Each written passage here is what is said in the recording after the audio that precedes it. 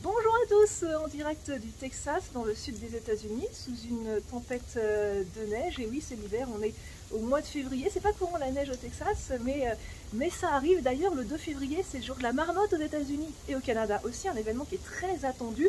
Alors, selon la légende, il faut observer le comportement d'une marmotte. Il y en a plusieurs qui sont célèbres aux États-Unis et au Canada. Elles sont filmées par des caméras de télévision.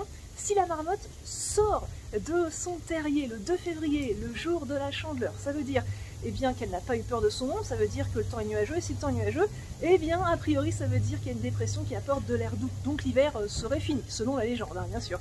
Si la marmotte, par contre, ne sort pas de son terrier, ça voudrait dire qu'elle a eu peur de son ombre, parce que si elle est dégagée, et si elle est dégagée, ça veut dire qu'on a un anticyclone et donc de l'air froid. Dans ce cas-là, la légende dit qu'il y en a pour au moins encore 6 semaines de l'hiver. En tout cas cette année, en 2022, les marmottes les plus célèbres du Canada et des États-Unis ont toutes les deux dit que l'hiver allait durer encore 6 semaines. Alors évidemment, ça n'a pas vraiment de valeur scientifique, cette histoire. Il faut savoir que c'est une légende qui, a priori, prend source en Europe et même probablement en France, car il y a plusieurs centaines d'années, on observait le comportement des ours ou des marmottes pour tenter de prédire l'hiver. D'ailleurs, il y a un super film à voir sur ce sujet qui date des années 90, qui s'appelle Un jour sans fin, en français, qui s'appelle Le jour de la marmotte pour le Québec, et qui s'appelle The Groundhog Day en anglais pour les Américains. La star, c'est un présentateur météo de la télévision qui revit sans arrêt le même jour lors d'une tempête de neige, exactement comme celle-là derrière moi. Un film très marrant, une bonne comédie.